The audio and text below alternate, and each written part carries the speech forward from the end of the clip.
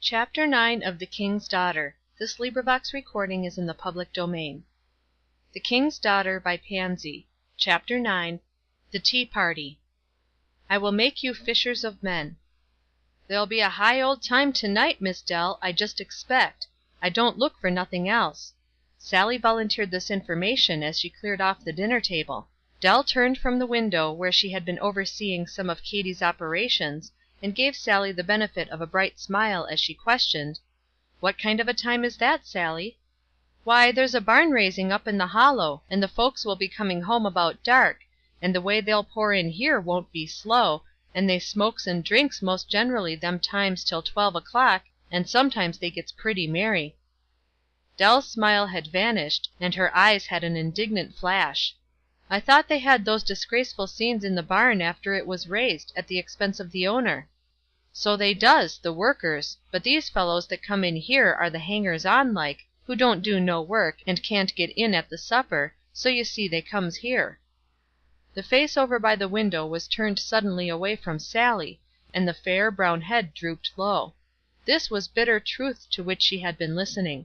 Her father's guests were those who were not sufficiently respectable to be admitted to the regular merry makings, and so took refuge with him.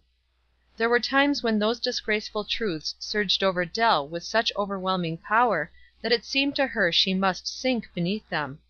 She struggled against this feeling now. She battled with her hot indignant tears; they should not fall, they could do no good. She was put here for work, not for weeping. But what to do? Suddenly she turned again to Sallie. "Who told you about all this?" Sallie tossed her head contemptuously. "Oh, Sam Miller did; he knows everything that's a-going on, and more too. If there's a thing in Lewiston that that fellow don't know about unless it's his own business, I'd like to hear what it is." Dell left her abruptly to search for Sam. He was in the bar room, and for a wonder it had no other occupant. She leaned coaxingly over the dirty counter. "Sam, does father know about the raising this afternoon?" Sam stared. "Not as I knows on," he said, at last. "No, I guess he don't. There hain't been a soul in that spoke of it, as I've heard. He never goes, Miss Bronson." This last was in a tone intended to be encouraging. "Well, now," said Dell, in confidential tones, "I want father all to myself this evening. Don't tell him anything about the raising, and if I succeed in getting him to come with me, can't you attend to things here, and not let him be called whoever comes? And, Sam, won't you keep things quiet out here for me?" Sam looked at her solemnly. The poor drunkard understood her object as plainly as though she had expressed it in words, and felt a pitiful kind of sympathy for her struggles after her father. He even thought, in a weak, childish sort of way, that if she or somebody were struggling after him in that eager fashion, he would give up the rum for her sake. Meantime, of course, he forgot the struggling wife at home, and little Mamie. "I'll do it if I can," he said, impressively. "I'll do the very best I can, but I don't know how much it will be." "I'll trust you," said Dell, with a peculiar earnestness in her voice, and then she vanished. Her father was in the garden hoeing; thither she followed him, and promptly introduced her subject. "Father, I am going to have a tea party this afternoon. Will you come?" "Not I," he answered, emphatically. "Have your tea parties, and welcome, child. I'm glad to see you gay. I ain't stingy; you're welcome to all the good things you want, but don't expect me to come to 'em." "Ah, but I do," and Dell leaned both hands on his arm in a coaxing, winning fashion, that reminded him, in spite of himself, of the days when he was young, and Dell's mother clung to his arm. "I depend on you. I have my plans all made, and you will spoil them all if you don't come, for you see there is not to be another living being there but you and me." Her father stared at her in a blank surprise for a few minutes, then he leaned over his hoe and chuckled. "You're a queer fish," he said, at last. "Now what notion will you take next, I wonder? I'll be blamed if you ever took one like anybody else since you was born." "Will you come?" Dell repeated, with pretty persistency. "I'm going to have just such things as you like best, for supper, and I shall have the tea room all brightened up beautifully, so much pleasanter than that long table, and I never sit down with you there, you know. Will you promise?" Mr. Bronson shook his head. "I can't, child. I've got to eat my supper with the folks. They're good enough for me, and you might sit down with us if you would. It wouldn't look well to see me away from my own table. Can't you be invited out to tea once in a while as well as anybody else? I tell you it is my tea party, and father, don't you remember how you and mother and I used to have tea together all alone, once in a while, when I was a little bit of a girl? Oh, father, I have not had you all to myself once since I came home, and I want it so much. Won't you come?" It was a mistake to suppose that a rumseller has no heart. They are hard to reach, it is true, and I doubt if Jonas Bronson was sure that he had one until Dell's pleading set it into unusual motion. He looked down almost tenderly on the earnest young face. "Well," he said at last, "it's as silly a piece of business as I've ever heard of, but land's sake, if it will do you any good, I might as well eat my supper in that room for once as t'other one, so if I get back in time, I'll come." "Oh, are you going away?" she asked, with dismayed face and beating heart. What if he should be going to drop in at the raising after all? "Got to go to the Corners this afternoon to see Jim Turner on business, and I declare for it, I ought to be off this minute." The bright look returned. "Oh, you'll get back," she said gaily. "I know you will. You wouldn't disappoint me for all the Jim Turners in creation. I know you won't." It is a wonderful thing sometimes to trust a man. Perhaps after all it was more that last sentence than anything else that made Mr. Bronson actually hasten his movements, and so drive up to his house 10 minutes before 6. Meantime Dell had not been idle. The tea room was a marvel of freshness and beauty. There were flowers and mosses, and also a most dainty spread tea table. Muffins made by Dell's own hand, such as Sallie might have tried in vain to manufacture. She stood looking at it all when the work was done, with a pleased face. She did not expect her father to notice the flowers and mosses; even if he did, he would be likely to call them trumpery, but she had a fancy that the general effect of grace and beauty might linger in his memory as a pleasant thing. She was on the watch, and ran to the door at the first sound of the wheels, and presently carried her father in gleeful triumph to the tea room, and seated him in the great arm chair, with a fresh newspaper in hand, while she went to her muffins. It was a queer little supper. The father and daughter, sitting opposite each other at that round table, had not apparently a single idea in common. The father seemed to feel it most, and it tinged his manner with embarrassment; but Dell exerted herself to talk and laugh, and wait on him; and the muffins and cold chicken he certainly enjoyed, likewise the pickled lobster, sent from Boston on purpose for him, Dell informed him.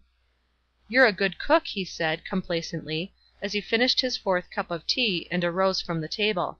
"And a good girl, I guess. I reckon they hain't spoilt you in Boston, for all they tried. Anyhow, things are different about the house. You needn't think I don't notice things, 'cause I do. I know when a bed is made comfortable and when it ain't, as well as the next man. Your mother was a master hand at making a bed, and you've took after her." Dell had made her father's room over in every imaginable aspect, since her return home, and now had it under her daily supervision, so that from being the dingiest and most ill-kept room in the house, it had grown into one that was always fresh and cheery. This was the first time her father had by word or look evinced any knowledge of the change. It was something to know that he appreciated his bed. She sprang up eagerly; he was looking around for his hat. "Oh, father, read the newspaper a few minutes, while I get rid of this table, and then I have got something to show you. Here is a Boston daily, which came just a few minutes ago." "I don't know about it," he said doubtfully. "I guess I ought to go." Nevertheless, he took the paper and sat down, while Dell almost breathlessly hurried the dishes out to Katie. Every nerve was on the alert. There was a drawn battle between the tea room and the bar room that evening, and the daughter knew only too well what a powerful ally that bar room possessed. She came in with a small square board filled with pegs, and watching her chance as the paper began to be turned restlessly, she produced it. "Father, are you as sharp at puzzles as you used to be? Do you remember those you used to get out for mother? Here is one that I have looked at a great many times, and I don't get it at all." "Oh, I don't fuss at such nonsense now," he said loftily. "I used to amuse your mother in that way once in a while, and so you remember it, do you? That's queer now, you was just a little mite of a child."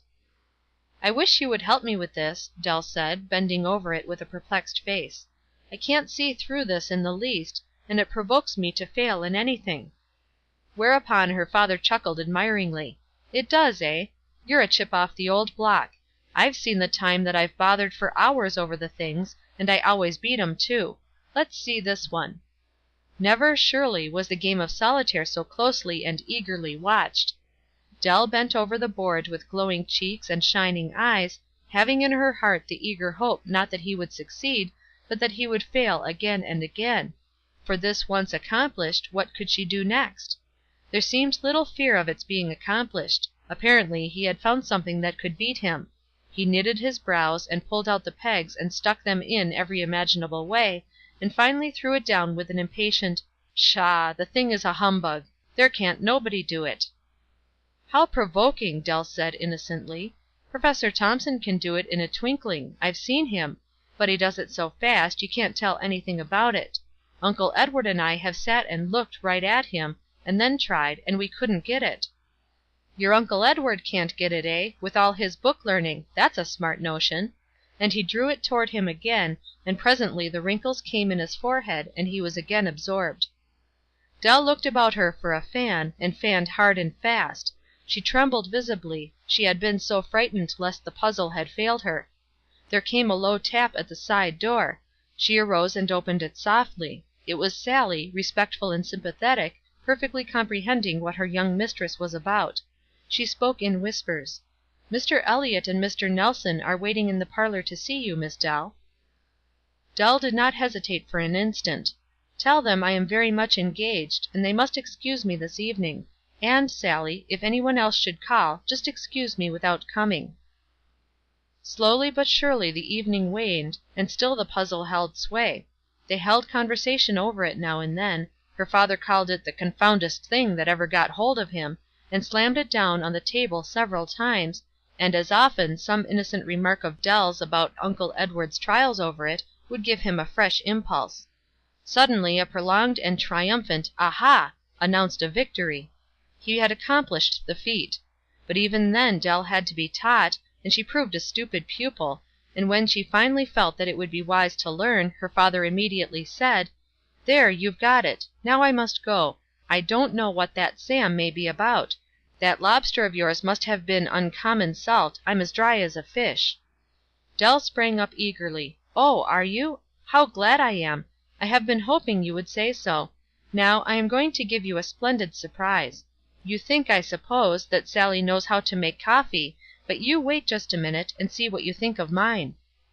There was a low call to Sallie, who seemed to be in waiting, a few hurried words with her, and in a very few moments thereafter her father was drinking a cup of very strong, very richly sugared, very thickly creamed coffee, precisely what he liked.